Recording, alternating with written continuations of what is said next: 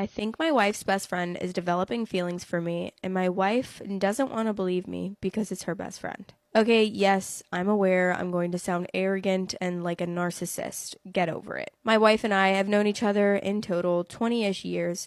We've dated for 9 and we're married for 5. She has known her best friend Dee since end of high school, early college. They're like sisters. Dee has horrible luck with guys, abusive relationships, toxic relationships. She's had it all and some. I know this is because she vents about it to my wife and me all the time. Recently, she just got through a particularly rough relationship, which she decided she was no longer going to date and just be single for a while. She began making comments to my wife about how lucky she is that she has me, and it must make her feel so good to have a supporting, caring, loving man in her life to take care of her. This is when her changed behavior began. She has been very clingy to me. She never was before.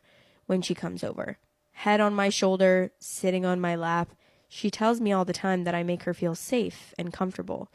She always asks how my day is going and if I'm happy to see her or how I think her body looks in her outfit, which she kind of did before, but now she draws attention to her feminine areas.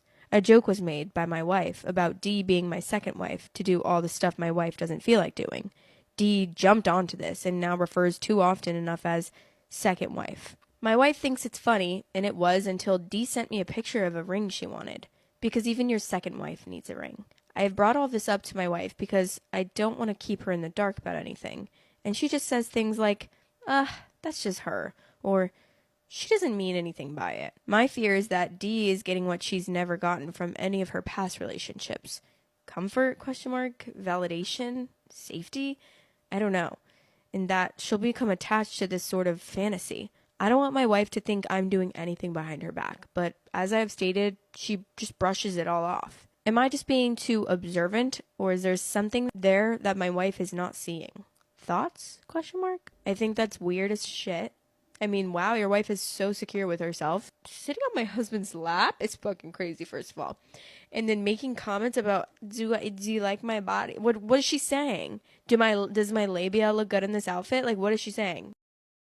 I think my wife's best friend is developing feelings for me, and my wife doesn't want to believe me because it's her best friend. There are some questions I keep seeing, so I will answer some below. Sitting in my lap. This has only happened twice. Both instances were at parties where there was no seating left where I was sitting. I actually offered her my seat, which she said thanks and sat on my lap.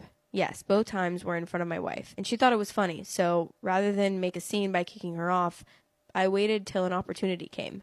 Like I needed more food or drink or had to use the bathroom. Is she hot? / am I attracted to her? By society standards, she would be very attractive. By society standards, my wife would not be as attractive. That being said, my wife is exactly what I want in a woman. Just speaking physically at the moment. My wife is short, very pale skin, long curly brown hair, and not skinny because of the children we've had together. I love my wife and the way she is, and we're working together to help her lose the baby fat she wants to lose. Dee, on the other hand, is taller than me. I'm 5'10". She has tan skin, straight, dirty blonde hair, and she's skinny. Again, attractive, just not what I'm into. Okay, now for the update. I talked to my wife about everything going on and my concerns about it, using some points that people brought up in the comments. Turns out my wife is aware of the situation, is actually partially behind it. Apparently, she brought up the idea of, quote, using me to show her best friend what to look for in a guy was a good idea, but has gone a little farther than she thought it would. Forgive her, she had good intentions. So we're both going to sit down with Dee and talk about everything the next time she comes over. I know once I post this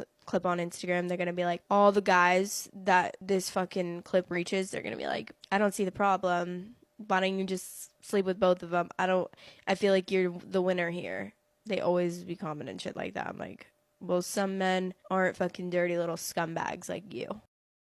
I think my wife's best friend is developing feelings for me, and my wife doesn't want to believe me because it's her best friend. Okay, update 2 days later. Firstly, thank you everyone for your good advice. This will be the last update to this crazy series of events. Now let's get to what you're all waiting for, the update. Dee came over, we all sat down at the table. The kids are at their aunt's for the night. I stated that I wanted everything to come out. All the cards on the table. I want to know everything. So this is what went down. Dee has always had awful luck with men. She vents to me and my wife about it all the time. During a conversation when I wasn't present, Dee had said something along the lines of, quote, wishing she could find a man like yours because she will never know what it feels like to be genuinely wanted and appreciated. My wife made a bad decision and in trying to comfort her, suggested treating me more like a boyfriend than just a good friend. Nothing physical, just the support and comfort and validation for a little to get an idea of what to look for in a man. Dee said she was fine with that, but when she started to get it from me, she wanted more and more and started to cross boundaries to get it, the lap sitting, that kind of stuff. I asked my wife about it, and she said it caught her by surprise, but didn't exactly make her uncomfortable with her friend. It was actually the mentioning of Dee wanting a ring that she finally started to see that this was getting out of control. Wife said she realized she messed up, but didn't want to say anything to me about it. I explained to the both of them very thoroughly about how ridiculous this entire thing is, how there are better ways that we could all have helped, how this could have destroyed friendships and marriages. They should have come to me and we could have all figured it out together. There were apologies from both parties. Dee is still our friend, and she will be coming over in a few days for us to discuss how she can potentially work on herself and things to look for in men she has interest in dating. My wife is very sorry to Dee and me about the entire thing. So in the end, my wife made a mistake that she is remorseful for, learned from them, and will come out better for it. Dee will have help working on herself and working towards a healthier future. And then there's me, tired, and I want a beer. Thank you again, everyone, for your good words and advices. I'm sorry this isn't the outcome you hoped, thought, predicted, but life is unpredictable, and I'm glad this is over. Oh, and there will be no threesome, with a laughing, crying emoji. I'm just confused why his wife thought that it was okay to just offer him up on a platter, like she owns him. Like, Story time on how I got my first boyfriend after he ignored me for a complete year. This boy is literally why I believe all my delusions are true. My freshman year of high school, cue Taylor Swift's 15, had joined drama club. During one of the first few meetings, I meet this guy. We'll call him Alex. Alex was a senior and I was a freshman, and I chased this man for a year. During one of the drama club meetings, he pretended to propose to me. Immediate reaction was, ew, no. I had no reason for saying that other than I'm a Virgo. Obviously, Alex was upset by my comment because it was mean. Later that night, I went home and I had a dream about Alex. I had a dream that we got married, as girls do. I woke up so freaking confused. Next morning, I get to school super early so I can talk to my friend about it. I was going on about how strange it was, why did I have that dream? One of the key elements of the dream was that he had a Letterman jacket. I did not know much about this guy, but I assumed he did not have a Letterman jacket in real life. We're talking, we're trying to decipher what this dream means, and then Alex walks in. And what is he wearing? A Letterman jacket. In the spirit of girlhood, I decided that was a sign that I will marry this man. I see this man, like, I literally suddenly cannot form thoughts. Like, I am talking, babbling like an idiot. So bizarre, because I've never really liked someone like that before at this point. I'm constantly being so weird and so nervous around him. I remember one morning I saw him in the library and I went up to talk to him and give him a hug.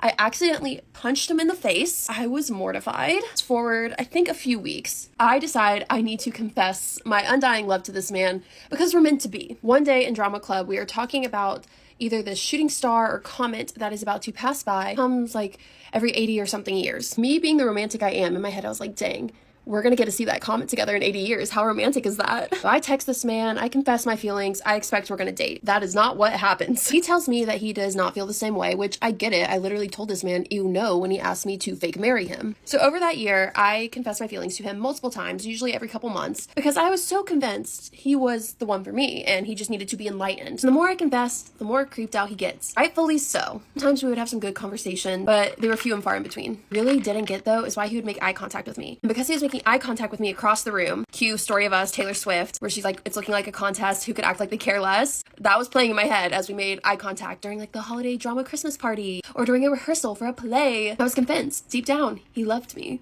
He just didn't know how to admit that he liked a freshman. So towards the end of the school year, we have a show. He is struggling with his lines. So I go up to the drama teacher. I'm like, Miss Drama Teacher, let me help Alex with his lines. He and I can go to the small auditorium and run our lines together. And she's like, great idea. He really needs the work. So we go to the small auditorium. We're running lines. I actually missed a whole class because we lost track of time.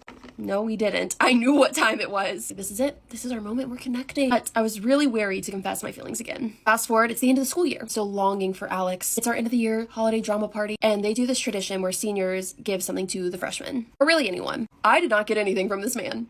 I was sobbing. I was like, what? This was his time. He was supposed to publicly profess his love to me. So I go up to Alex's best friend, call him Tim, and I say, Tim, what am I to do? Tim, I love this man. It's like, Sydney, let me give you some advice. Hugs me, whispers in my ear, go after what you want. You're gonna get it. So in my head, I'm like, oh my God, are you sure? Then I go home and I'm really thinking it over. And I decide, what do I have to lose? Next day, I send Alex my confession of love for one last time. And he doesn't reply. School day goes on and I'm like, dang.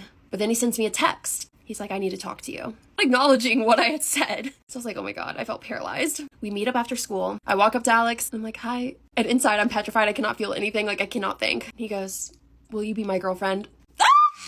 Be Delulu! It's the Salulu! Will you be my girlfriend? My friend Mal in the back is like, oh my God, like snapping pictures of this official asking. Wish I still had those pictures. No, they're on one of my old phones, but I'm like, oh my God, yes. And he's like, okay, oh my God. So we became boyfriend and girlfriend. Only dated for a month. Didn't even fully kiss. But one of the best relationships I ever had. Story time on how my friends ditched me my 19th birthday and left me in the club alone. I often forget about this because I don't like to live in the past, but it's a great reminder of how you need to be conscious of who you are friends with. Alright, so my 19th birthday rolled around, and at the time it was my freshman year in college, and I thought for some bizarre reason I wanted to spend my birthday at Florida State University in Tallahassee. All of my friends went there at the time, so that's like why I wanted to go, so I could be with all my friends. Alright, so I ended up having to jump through a ton of hoops for one of the girls that I decided to go with to Tallahassee. Basically, she was like, oh, I have an exam at this time, so like, can we leave later and whatever? And I didn't really want to do this. Like, my other friend had an exam too, but she was like, I'm just going to do it in the car because if we left later, we were going to get stuck in all the traffic. But she was like, no, I really don't want to do that. So I was like, okay, like, no worries. That's just the kind of person I am. I'm like very much willing to make compromises for other people. So we go and I'm just like hoping for the best, but of course we end up getting stuck in a ton of traffic.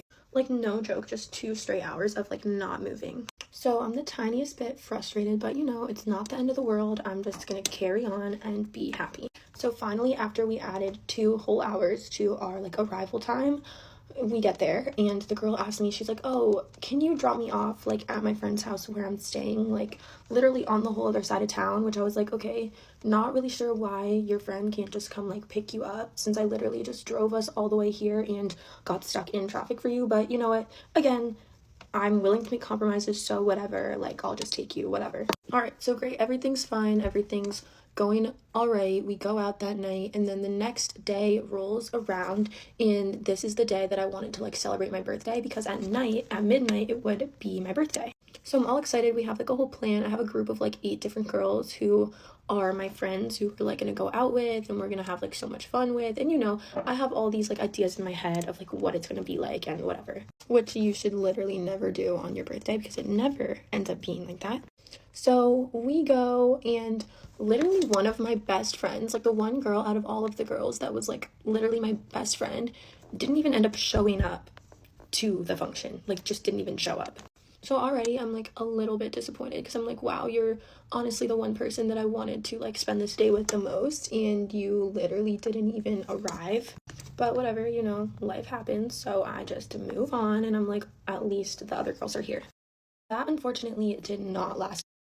Long story short, the club had to close for like 30 minutes to clean and like get ready for the night because we were there like during the day. And I kid you not, guys, I look around and every single one of my friends are gone. I didn't even know like where everyone went. I literally was just like, what the heck? And they left me with this boy who like had a huge crush on me at the time, I guess, and I was like, I don't want to be with this boy. I want to be with all my friends. Like, what? So I'm so upset because it's literally my birthday and I'm drunk in the club looking around just alone. Like, not a single one of my friends is in sight.